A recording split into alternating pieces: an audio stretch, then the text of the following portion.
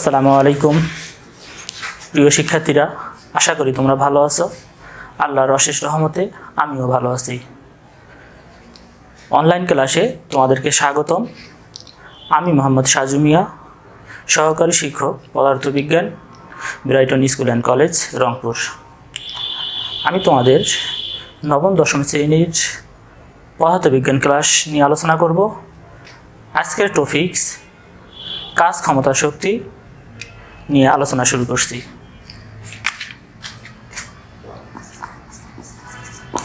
আমাদের প্রথম টপিকস কাজ। কাজকে ডাব্লিউ দ্বারা প্রকাশ করা হয়। ডাব্লিউ সমান সমান বল গুণন সরণ। কাজ বল গুণন সরণ। F equal to ball, S equal to সরণ। তো আমরা কাজের সংজ্ঞা বলবো, কোনো বস্তুর উপর যদি বল প্রয়োগ করি, বস্তুটার সরণ যদি এস মিটার হয়, তখন সেটাকে আমরা কাজ বলবো। তাহলে কোনো বস্তুর উপর বল প্রয়োগ করার পর যদি বস্তুর সরণ ঘটে, তখন সেটাকে আমরা কাজ বলি। তাহলে আমরা যদি এখন সংজ্ঞা লিখি, এভাবে লিখব, কোনো বস্তুর উপর বল প্রয়োগ করার পর যদি বস্তুর সরণ ঘটে, তাহলে বল এবং সরণের উপাংশের গুণফলকে কাজ বলে। কাজ ডাব্লিউ ইকুয়াল টু আমরা জানি এফ গুণন এস। এখন যদি আমরা বলি যে কোনো বস্তুর উপর যদি বল প্রয়োগ করলাম, এখানে বস্তুটির সরণ এই দিকে ঘটলো, এইদিকে বস্তুর সরণ ঘটলো, এই বস্তুর উপর এই সরণ ভূমির উপর আমরা লম্ব আট করলাম। এখানে যদি অন্তর্ভুক্ত কোণ থিটা হয়, তাহলে এস ইকুয়াল টু আমরা লিখতে পারি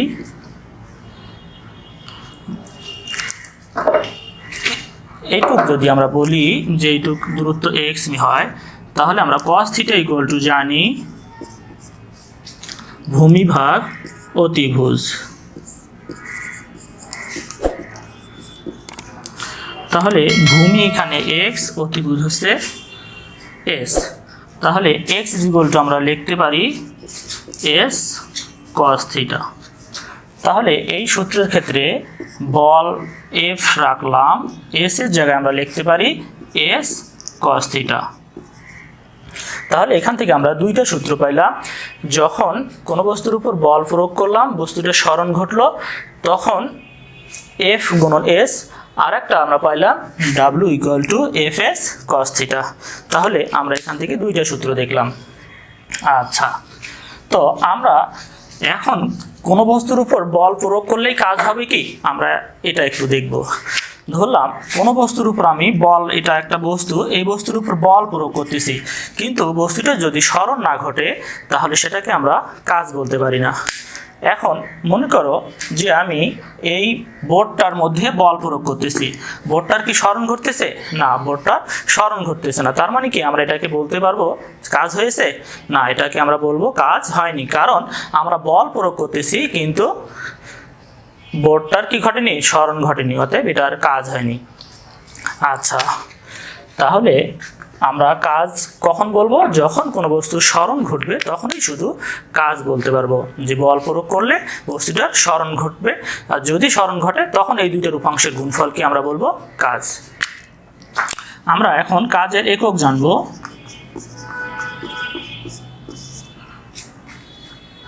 ডাব্লিউ সমান সমান আমরা জানলাম এফ গুণন এস। বলের একক আমরা জানি নিউটন, আর সরণের একক আমরা জানি মিটার। তাহলে আমরা এটা গুণ করলে হয় নিউটন মিটার, অথবা এটাকে আমরা লিখতে পারি জুল।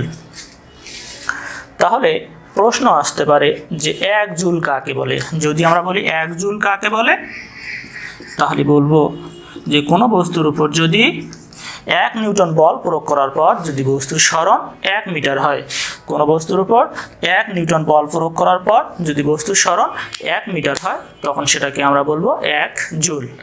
যদি আমি বলি যে 10 জুল কাকে বলে, তাহলে এই 10 জুলের সংজ্ঞা আমরা 2-3 ভাবে দিতে পারি। কোনো বস্তুর উপর যদি 10 নিউটন বল প্রয়োগ করার পর যদি বস্তুর সরণ 1 মিটার হয়, তখন সেটাকে আমরা বলবো 10 জুল। কোনো বস্তুর উপর 1 নিউটন বল প্রয়োগ করার পর যদি বস্তুর সরণ 10 মিটার হয় তখনও বলবো আমরা 10 জুল। কোনো বস্তুর উপর 5 নিউটন বল প্রয়োগ করার পর যদি বস্তুর সরণ 2 মিটার হয় সেটাকে আমরা বলবো 10 জুল। কথা হলো আমার বাম পাশে যত জুল থাকবে এই দুইটার গুণফল অবশ্যই কি তত হতে হবে, যদি হয় তখন সেটাকে আমরা বলবো তত জুল। আচ্ছা, তারপরে আমরা কাজের মাত্রা জানবো। কাজের মাত্রা জানবো, তাহলে বল গুণন সরণ, বলের মাত্রা mL/2 গুণন সরণের মাত্রা L, তাহলে আমরা এটাকে বলতে পারি mL²/2। তাহলে কাজের মাত্রা mL²/2। আমরা এখন জানব কাজের প্রকারভেদ। কাজের প্রকারভেদ, তাহলে কাজ আমরা কয় প্রকার জানি? আমরা কাজ 2 প্রকার জানি। 1 নাম্বার হচ্ছে বলের দ্বারা কাজ, বলের দ্বারা কাজ বা ধনাত্মক কাজ।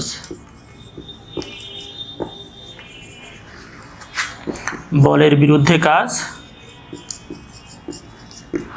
বলের বিরুদ্ধে কাজ বা ঋণাত্মক কাজ। তাহলে বলের দ্বারা কাজ আমরা কি বলবো? বলের দ্বারা কাজ বলবো, দেখো আমার হাতে এই মার্কারটা আছে, আমি মার্কারটাকে যদি উপর থেকে ফেলে দিই, আমার হাত থেকে যদি ফেলে দিই, সেটাকে আমরা বলের দ্বারা কাজ বলবো। কেন? আমি যেদিকে ফেলতে চাচ্ছি মানে অভিকর্ষের দিকে বলটা পড়তেছে, মার্কারটা অভিকর্ষের দিকে পড়তেছে, তাহলে আমরা বলের দ্বারা কাজ বলবো। আমরা যেদিকে বল প্রয়োগ করব বলের সরণ যদি কি ওই দিকেই হয় তাহলে সেটাকে আমরা বলবো বলের দ্বারা কাজ। যেমন টেবিল থেকে একটা কলমকে যদি আমি নিচের দিকে ফেলে দেই সেটা হবে কি বলের দ্বারা কাজ। বলের বিরুদ্ধে কাজ, তাহলে আমি একটা মেঝে থেকে একটা মার্কারকে টেবিলের উপরে যদি উঠাইতে যাই তাহলে কি বলের বিরুদ্ধে কাজ করতে হবে। তার মানে আমরা যেদিকে উঠাইতে চাচ্ছি, আমরা মার্কারটাকে উপরে উঠাইতে যাচ্ছি কিন্তু মার্কারটা কি নিচের দিকে পড়বে, অতএব এটা হচ্ছে বলের বিরুদ্ধে কাজ। তাহলে আমরা যেদিকে বল প্রয়োগ করব বলের সরণ যদি কি তার বিপরীত দিকে ঘটে তখন সেটাকে আমরা বলবো বলের বিরুদ্ধে কাজ। ক্লিয়ার তোমরা? আশা করি তোমরা এটা বুঝছো। আচ্ছা, তারপরে আমরা শক্তি নিয়ে আলোচনা করব।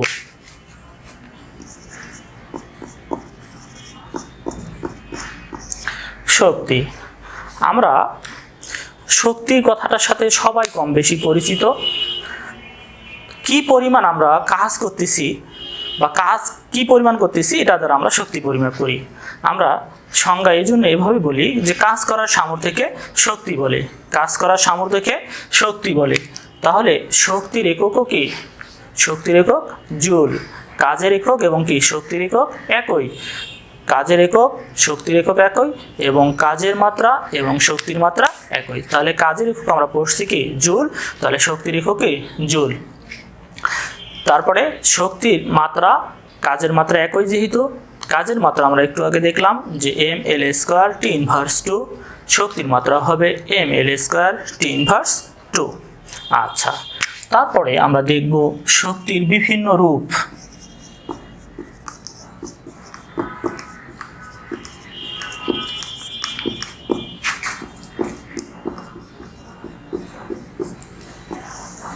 শক্তির বিভিন্ন রূপ আমরা জানি, বিভিন্ন ধরনের শক্তি আছে, বিভিন্ন ধরনের শক্তি আছে, যেমন যান্ত্রিক শক্তি, শব্দ শক্তি, আলোক শক্তি, চৌম্বক শক্তি, বিদ্যুৎ শক্তি, রাসায়নিক শক্তি, নিউক্লিয় শক্তি, সৌরশক্তি। এগুলো হচ্ছে কি শক্তির বিভিন্ন রূপ। আচ্ছা, তো শক্তির সবচেয়ে সাধারণ রূপ হচ্ছে, শক্তির সবচেয়ে সাধারণ রূপ হচ্ছে যান্ত্রিক শক্তি।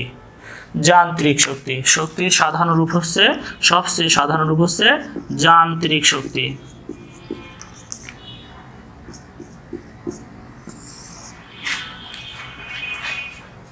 এই যান্ত্রিক শক্তি মূলত 2 প্রকার, একটা হচ্ছে গতিশক্তি আর একটা হচ্ছে বিভব শক্তি। 1 নম্বর গতিশক্তি, 2 নাম্বার হচ্ছে বিভব শক্তি।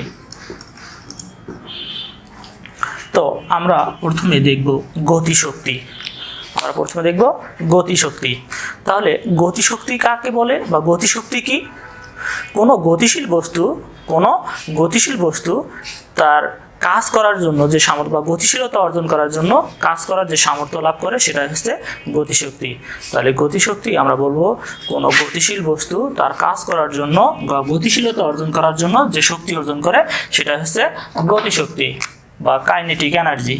আমরা গতিশক্তিকে ইকে দ্বারা প্রকাশ করি। ইকে সমান সমান আমরা জানি হাফ এম ভি স্কয়ার। গতিশক্তি ইকে ইকুয়াল টু আমরা জানি হাফ এম ভি স্কয়ার। তো আমরা এটা একটু দেখবো যে গতিশক্তি E K equal to half M V square কীভাবে আসে। তো এখানে মনে করে একটা বস্তু আছে, এই বস্তুর উপর ইউয়াদি বেগের একটা বস্তু আছে। বস্তুটার ভর যদি এম হয় তাহলে বস্তুটার উপর বল প্রয়োগ করার পর বস্তুটার কি ঘটবে? স্মরণ ঘটে এবং এর শেষ বেগ যদি কি হয়? ভি হয়। তাহলে আমরা বলতেছি যে গতিশক্তি কোনো গতিশীল বস্তু কাজ করার জন্য যে সামর্থ্য অর্জন করবে বা গতিশীল বস্তু তার কাজ করার জন্য যে সামর্থ্য অর্জন করবে, তার মানে কি পরিমাণ গতিশীল হবে তার কাজের উপর ডিপেন্ড করতেছে, বা যতটুকু গতিশীল হবে সেটা কি কাজের সমান। তার মানে আমরা এটাকে লিখতে পারি ডাব্লিউ সমান সমান ইকে। ডাব্লিউ সমান সমান ইকে। আমরা ডাব্লিউ সমান সমান কি জানি? এফ গুণন এস। এফ গুণন এস। আচ্ছা, আমরা জানি এফ সমান সমান আমরা জানি এম এ গুণন এস। তার মানে এটাকে আমরা লিখতে পারি এম এ এস। তোমরা জানো যে গতির সমীকরণ হতে, গতির চতুর্থ সমীকরণ হতে আমরা জানি যে V square equal to A square plus 2a S. যেহেতু বস্তুটা এখানে স্থির অবস্থায় ছিল, অতএব এর আদি বেগটা কি হবে? 0 হবে। তাহলে এটাকে আমরা লিখতে পারি V square equal to 2a S. আমার এখান থেকে এ এস এর মান দরকার, তাহলে এ এস ইকুয়াল টু আমরা কি লিখতে পারি?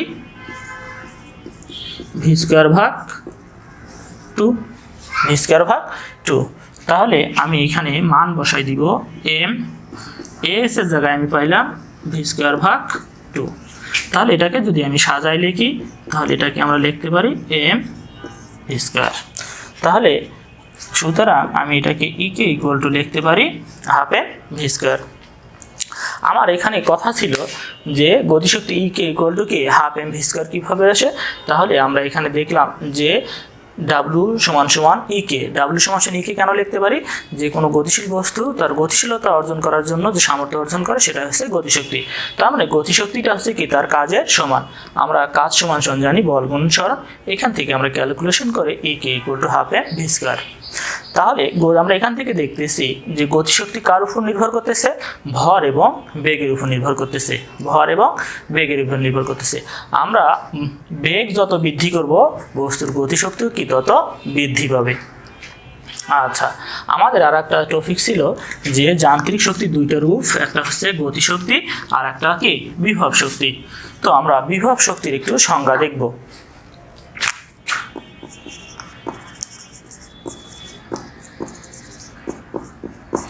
বিভব শক্তি পটেনশিয়াল এনার্জি, একে ইপি দ্বারা প্রকাশ করা হয়। ইপি সমান সমান এমজিএস। তো কোনো একটা বস্তু, এটা মনে করো ভূমি অবস্থায় এখানে একটা বস্তু আছে। কোনো একটা বস্তু তার স্বাভাবিক অবস্থান থেকে পরিবর্তন করে, কোনো একটি বস্তুকে তার স্বাভাবিক অবস্থান থেকে পরিবর্তন করে অন্য কোনো অবস্থানে আনতে যে পরিমাণ কাজ করতে হয়, কোনো একটি বস্তুকে বা কোনো একটি বস্তুর স্বাভাবিক অবস্থান থেকে পরিবর্তন করে অন্য কোনো অবস্থানে আনতে যে পরিমাণ কাজ করতে হয় সেটাই হচ্ছে বিভব শক্তি। বিভব শক্তিকে ইপি দ্বারা প্রকাশ করা হয়। ইপি সমান সমান এমজিএইচ। বিভব শক্তিকে ইপি দ্বারা প্রকাশ করা হয়। ইপি সমান সমান এমজিএইচ।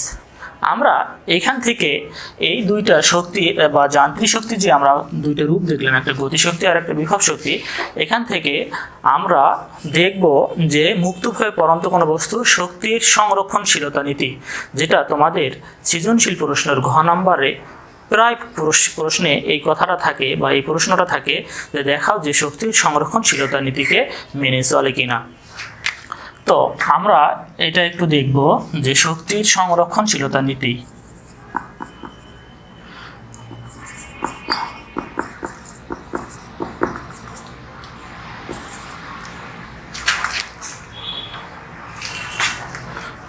মুক্তভাবে পরন্ত কোনো বস্তুর ক্ষেত্রে শক্তির মুক্তভাবে পরন্ত কোনো বস্তুর ক্ষেত্রে শক্তির সংরক্ষণশীলতা নীতি। আচ্ছা, মুক্তভাবে পরন্ত কোনো বস্তুর ক্ষেত্রে শক্তির সংরক্ষণশীলতা নীতি বলতে আসলে বোঝানো হয় যে, দেখো আমি একটা চিত্র আর্ট করতেছি, এটা হচ্ছে ভূমি, মনে করো যে এটা ভূপৃষ্ঠ, এখানে বিন্দুটা ধরলাম সি বিন্দু, এখান থেকে কোনো বস্তুকে ফেলাই দিচ্ছি, এখানে এম ভরে একটা বস্তু আছে যার অবস্থান হচ্ছে এ, এর দূরত্ব যদি এইচ হয় এবং অভিকর্ষ ত্বরণ যদি কি হয় জি হয়, তো ধরলাম বস্তুটাকে এই এ ভরের বস্তুটাকে বা এই বিন্দুতে এম ভরের বস্তুটাকে যদি ফেলাই দেই, তার কোনো এক সময় এক্স দূরত্ব অতিক্রম করে ধরলাম যে বি বিন্দুতে আসলো, এই বিন্দুটার নাম দিলাম বি বিন্দু। তাহলে টোটাল দূরত্ব যদি এইচ হয়, এ বি এর দূরত্ব যদি এক্স হয়, তাহলে আমাদের এইটুকুর দূরত্ব আমরা কি বলতে পারি, এইচ মাইনাস এক্স। তাহলে আমরা বললাম যে এখানে ভূপৃষ্ঠ হতে এম ভরে একটা বস্তুকে এই বিন্দুতে আছে, তো এই বিন্দু থেকে একটা বস্তুকে আমি ছেড়ে দিলাম, এটা কোনো এক সময় এক্স দূরত্ব অতিক্রম করে বি বিন্দুতে আসলো। তো যদি বি বিন্দুতে আসে, তাহলে এইটুকু দূরত্ব যদি এ বি এর দূরত্ব যদি এক্স হয়, তাহলে বি সি এর দূরত্ব অবশ্যই হবে x minus H minus x.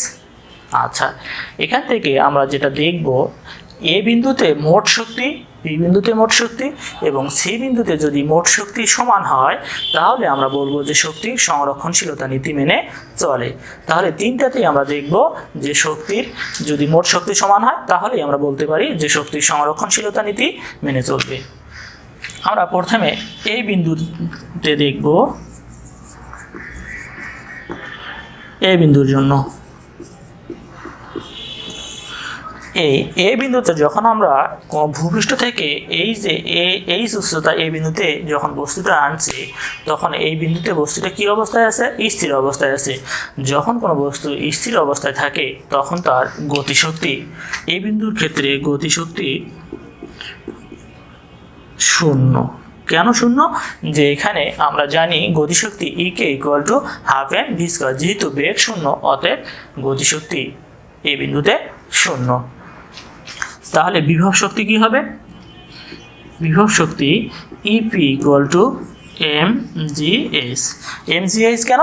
যে এখানে বস্তুর ভর হচ্ছে এম, জি হচ্ছে অভিকর্ষ ত্বরণ এবং টোটাল উচ্চতা এ থেকে সি এর উচ্চতা ছিল এইচ, এই জন্যে বিভব শক্তি E P equal to M G H.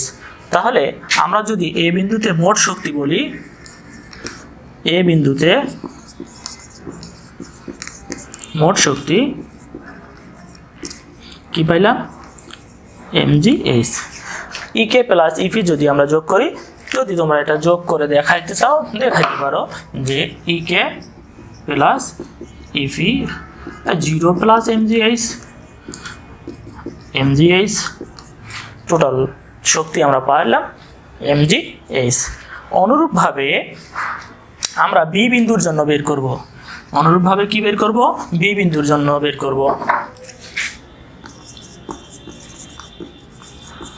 তাহলে বি বিন্দুর জন্য দেখো, বি বিন্দুর ক্ষেত্রে তাহলে গতিশক্তি কি হবে? গতিশক্তি আমরা জানি হাফ এম ভি স্কয়ার। তো আমরা এখানে ভি এর মান জানি না, তো যেহেতু ভি এর মান জানি না, তাহলে আমাদেরকে এই ভি স্কয়ারের মানটা বের করে নিতে হবে। তো ভি স্কয়ারের মান আমরা কিভাবে বের করব? গতির চতুর্থ সমীকরণ হতে জানি ভি স্কয়ার সমান সমান এ স্কয়ার প্লাস 2g এক্স। এখানে দূরত্ব এক্স মিটার অতিক্রম করছে, এখানে সরণ এক্স, এই জন্য আমরা এস না দিয়ে এখানে এক্স দিব। যদি বস্তুর আদিবেগ শূন্য হয় তখন এটাকে আমরা লিখতে পারি 2gx। আদিবেগ শূন্য, অতএব শূন্য দেওয়ার দরকার নেই, আমরা ডিরেক্ট লিখতে পারি ভি স্কয়ার সমান সমান 2gx। আমরা এই মানটা এখানে বসাই দিব 2gx। 2 আমরা ক্যান্সেল করতে পারি 2gx। তাহলে বি বিন্দুতে আমরা পাইলাম গতিশক্তি কি mgx। তাহলে বি বিন্দুতে বিভব শক্তি কি পাবো? বি বিন্দুতে বিভব শক্তি, তাহলে mg, এখানে ভূমি থেকে এটুকুর উচ্চতা কত? h মাইনাস x, তাহলে mg h মাইনাস mgx। তাহলে বি বিন্দুতে মোট শক্তি কি পাবো? বি বিন্দুতে মোট শক্তি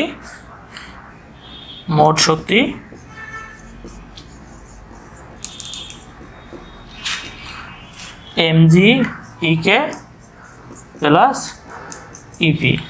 তাহলে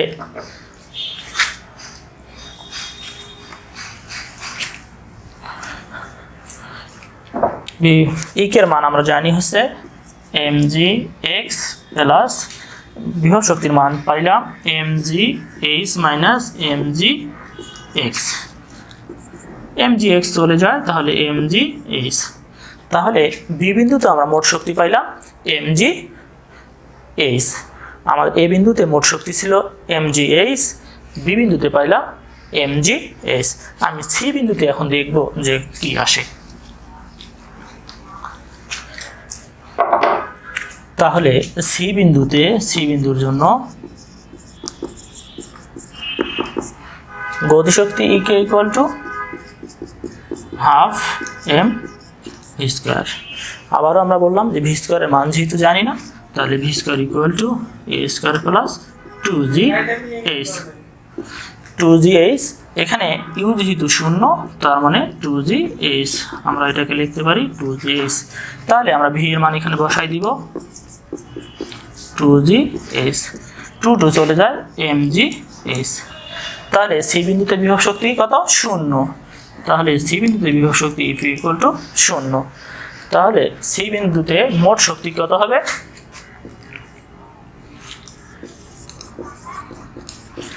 মোট শক্তি আমরা ডিরেক্ট লিখতে পারি mgh। তাহলে আমরা এটা দেখব যে শক্তি সংরক্ষণশীলতা নীতি মেনে চলে। এ বিন্দুতে মোট শক্তি পাইলাম mgh, বি বিন্দুতে মোট শক্তি পাইলাম mgh এবং সি বিন্দুতে মোট শক্তি পাইলাম mgh। আশা করি তোমরা এগুলো যদি ভালো করে দেখো এবং শোনো, আশা করি আমার ক্লাসটা সম্পূর্ণ বুঝতে পারবা। আজকের মতো এখানেই শেষ করছি। আল্লাহ হাফেজ।